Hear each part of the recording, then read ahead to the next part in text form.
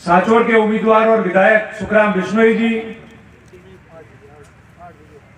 चित्रवाना राव साहब, मंच पर उपस्थित हाडेचा, जाखल और सरवाना के हमारे गुरुजन डीक जी, अमलू जी, बारमल जी और मंच पर उपस्थित तमाम सभी सम्मान्य हमारे विधायक जो पड़ोस के जिलों से गुजरात से आए, बलदेव जी और उपस्थित सभी सम्मान्य सबरू नाम नहीं ले तो कोई रही तो बड़े नेट गाड़ू जमाई हुए बड़े तकलीफ नवी लेने हाथ तारीख हुई।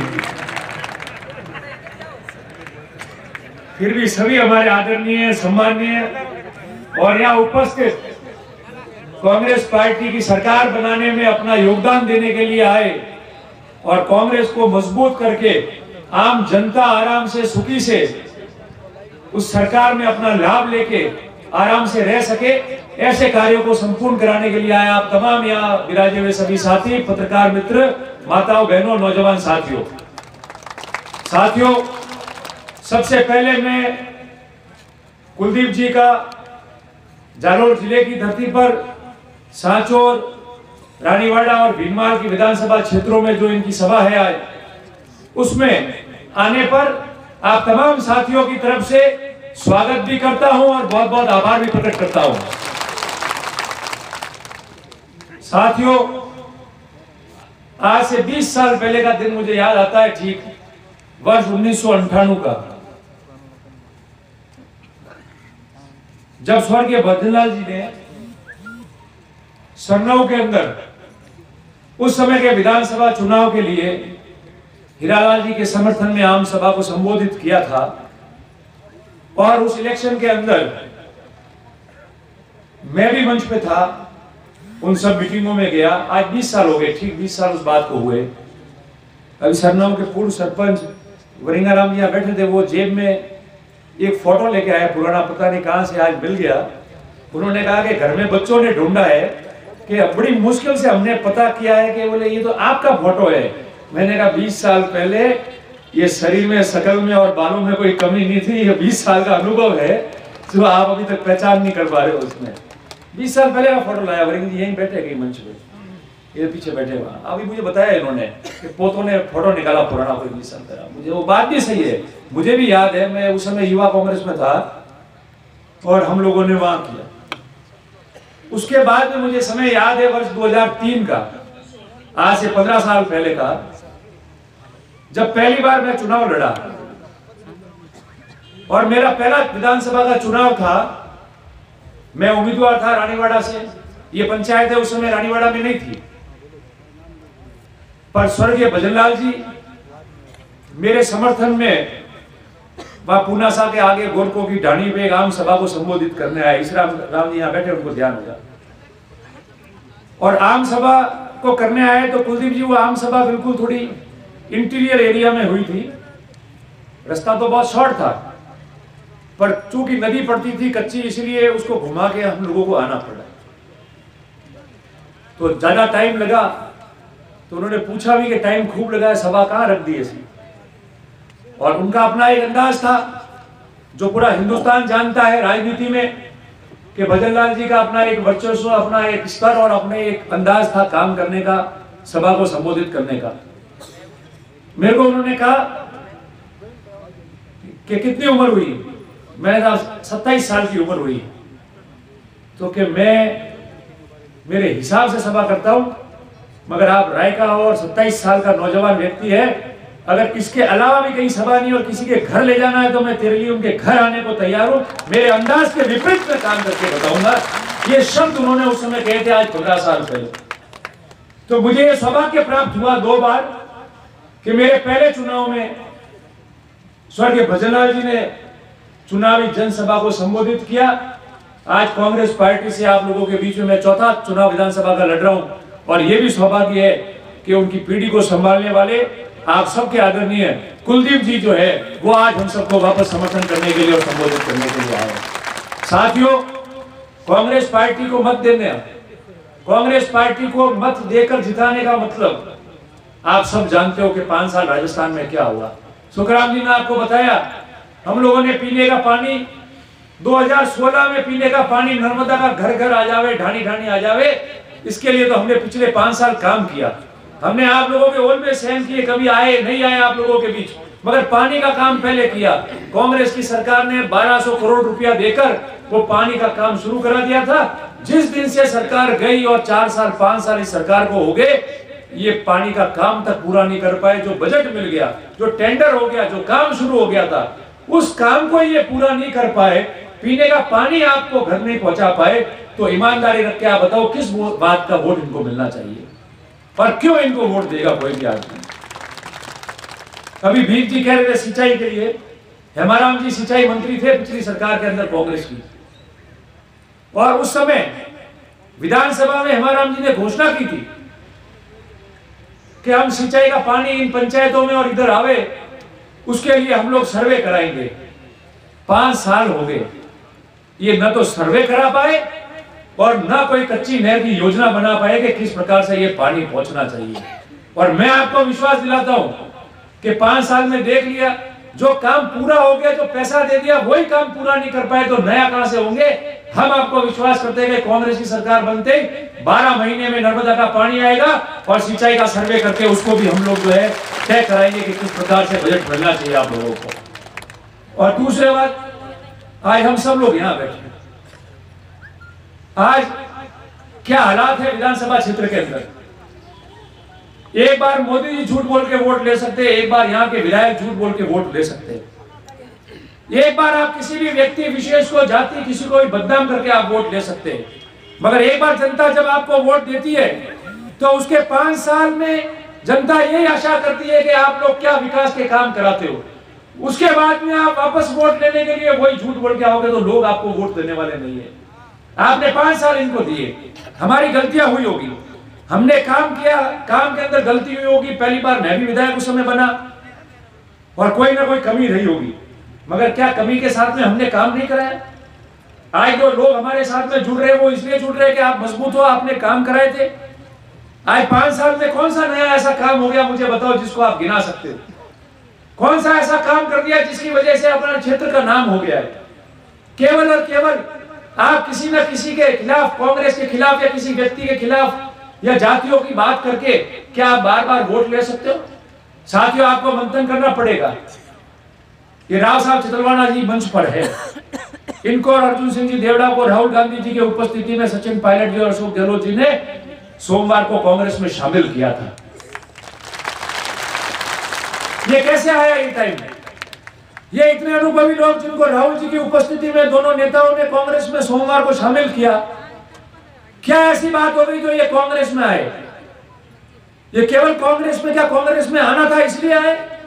वो तो है, मगर कांग्रेस में आने के लिए वो परिस्थितियां किसने उत्पन्न की कि इन लोगों को ये फैसला लेना पड़ा? वो परिस्थितियां भारतीय जनता पार्टी के नेता जो इनके दम पर विधायक बने होंगे, जो इनके दम पर नेतागिरी करते होंगे, इन्होंने जिनको ताकत दी, उनकी बेईमानी और उनके अन्याय की वजह से इन लोगों को कांग्रेस पार्टी में शामिल होना पड़ा। क्या कारण हुआ कि इतना फैसला लिया? आज भारतीय जनता पार्टी को इस विधानसभा क्षेत्र में 35-40 साल से सींचने वाला परिवार, भारतीय जनता पार्टी को इस क्षेत्र में मजबूत करने वाला परिवार, जो परिवार प्रधान, एमएलए, जिला प्रमुख, 3-3 बार मंत्री, विधायक रहा हो, जिसने भारतीय जनता पार्टी को यहां मजबूत किया हो, अगर वो परिवार भारतीय जनता पार्टी को छोड़कर कांग्रेस में शामिल होता है तो कम से कम ये तो सोचना पड़ेगा कि क्या बात हुई।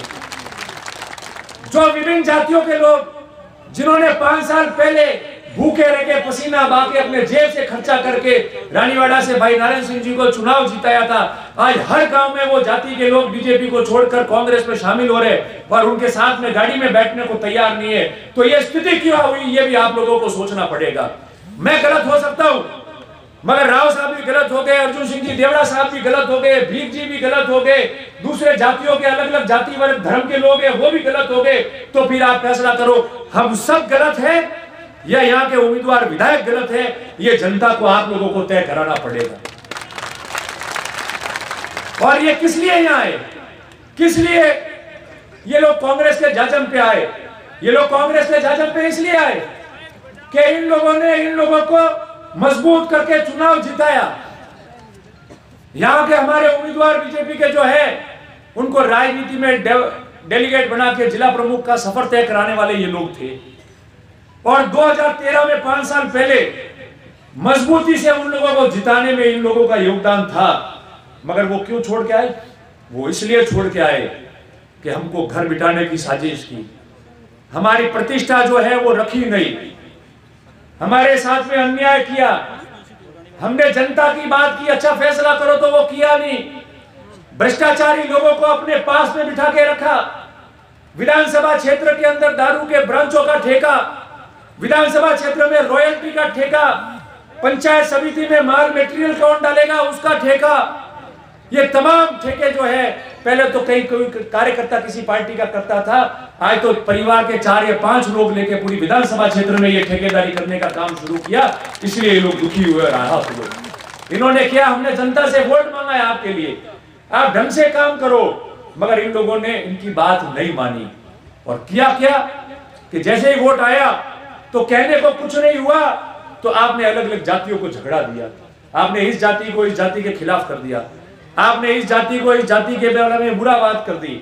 आपने चाहा कि कोई भी समाज हो, मैं आपको उदाहरण दे सकता हूं, विधायक महोदय ने एक समाज हो उसके 2 ग्रुप करने की कोशिश की, एक समाज है उसको दूसरे समाज के खिलाफ खड़ा रखने की साजिश की। अरे हर बार क्या आप समाजों की लड़ाई से वोट ले लोगे? अब तो दुनिया समझदार हो गई है, आप काम करो, लोग अपने आप वोट देंगे। एक बार तो लोगों ने आप पे भरोसा करके और हमारी गलतियों को देखते हुए आपको वोट दिया, मगर आज जो वोट मिलेगा वो आपकी ईमानदारी, आपका विकास और समाजों को आपने कैसे रखा, आपके आदमियों को कैसे रखा, इसलिए फैसला होगा। साथियों, मैं आपको इतनी बात कहना चाहता हूं कि हम सबको मिलकर काम करना है। गलतियां मैंने भी की होगी, ऐसी बात नहीं है। और जिस व्यक्ति को राजनीति में काम करना और आगे बढ़ना है और जिसने अपना जीवन राजनीति में दिया है और नौजवान हो, वो कभी भी ऐसा बात नहीं करेगा। गलती जो स्वीकार करेगा वही मजबूत होकर आगे बढ़ सकता है। जो काम करेगा उससे गलती होगी और जो काम नहीं करेगा उससे गलती नहीं होगी।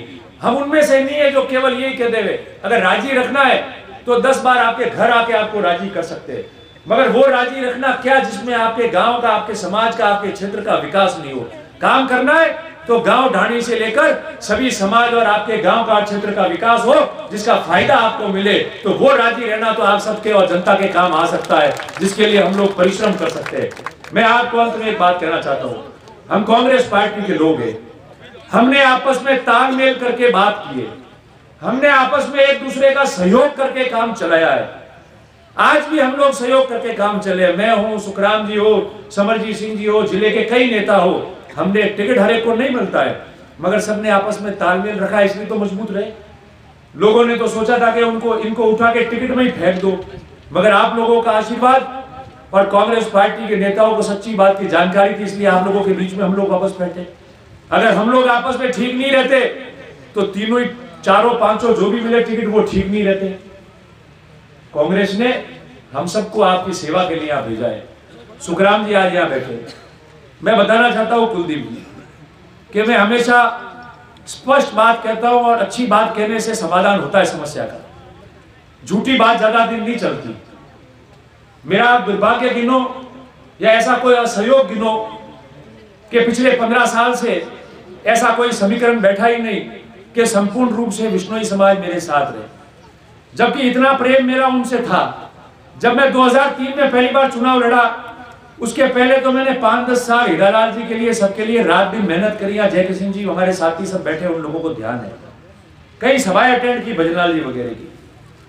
पर तरतीब या सहयोग ऐसा हो गया कि जब मैं पहली बार चुनाव लड़ा तो ऐसा होता है कि जो पुराने लोग होते हैं उनके साथ लोग जाते हैं। हमको बुरा लग सकता है मगर वो अपनी जगह सही होते हैं, पर वापस 5 साल में गाड़ी पटरी पे किसी ने बिठाई नहीं। 2008 में मैं चुनाव लड़ा तो ऐसा दुर्भाग्य मेरा गिनो के यहाँ हीरालाल जी ने चुनाव लड़ा तो एक स्वाभाविक है कि वो समाज उसके साथ जाएगा। मुझे बुरा लग सकता है मगर सत्य ये है कि वो जाएगा। कल मेरा भी समाज किसी के साथ जा सकता है अगर वो कोई चुनाव लड़े न दिल्ली, तो ऐसी बात नहीं है। पर दुर्भाग्य ये हुआ, भले मैं चुनाव जीत गया मगर हम लोगों को किसी ने वापस साथ में नहीं बिठाया।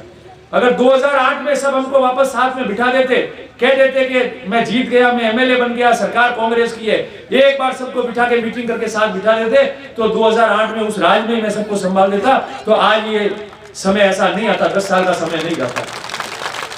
और 2013 के अंदर क्योंकि 3 में नहीं बैठे, 8 में नहीं बैठे, तो 13 में सबने जो है मेरे प्रति नाराजगी थी और वर्तमान विधायक जी को सोचा कि ये हमको बहुत मान सम्मान देके काम कराएंगे, तो उनके साथ में सब लोग चले गए। मगर अब 15 साल बाद में भगवान नजर नहीं लगाए, ये तमाम लोग यहाँ बैठे हैं, जितने मजबूत लोग थे इन्होंने बीड़ा उठाया, जितने सीनियर लोग थे, अमरू जी हो, बीक जी हो, भारमल जी हो, सारे लोग, वो छोटे से छोटा नौजवान कार्यकर्ता हो, सबने मजबूती रखी 1 महीने और एक जाजम कांग्रेस की और एक जाजम करने के बाद में जितने पुराने और नए लोग हैं उनको कांग्रेस की जाजम पिलाए। मैं आपको ईमानदारी से एक मंच से कहता हूं कि राजनीति में चुनाव लड़े कि नहीं लड़े, मगर जो जाजम आपने कांग्रेस के लिए तैयार की और बीजेपी को मुकाबला दे रहे हो, उस जाजम को आज के बाद कभी हम खराब नहीं होने देंगे। ये विश्वास मैं आप लोगों को दिलाना चाहता हूं।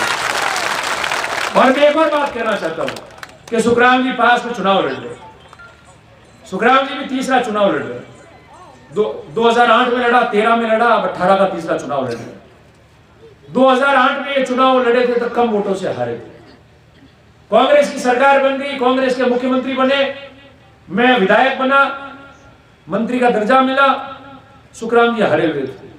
पूछो इनको यहां बैठ के ईमानदारी से, उस 5 साल के अंदर 1 सेकंड भी कभी इनको महसूस होने दिया कि राज में नहीं है, ये एमएलए नहीं है? 1 सेकंड भी इनको महसूस होने दिया कि किसी ने इनका ध्यान नहीं रखा? जो भी अधिकारी हो, एसडीओ हो, डिप्टी हो, छोटे मोटे अधिकारी हो, इनके कहने के अनुसार लगे, जितना भी काम कराना था उनका कराया। 5 साल में एक मजबूत नेता के रूप में हारने के बाद में वो डेवलप हुए। मेरे को कई लोगों ने कहा, भले वो आपके हो या मेरे हो, मुझे शर्म नहीं है बात कहने में, मुझे कई लोगों ने कहा कि सुखराम जी हार गए, ठीक है, मगर छोड़ो इनको, दूसरे तीसरों को लाओ, वो करो।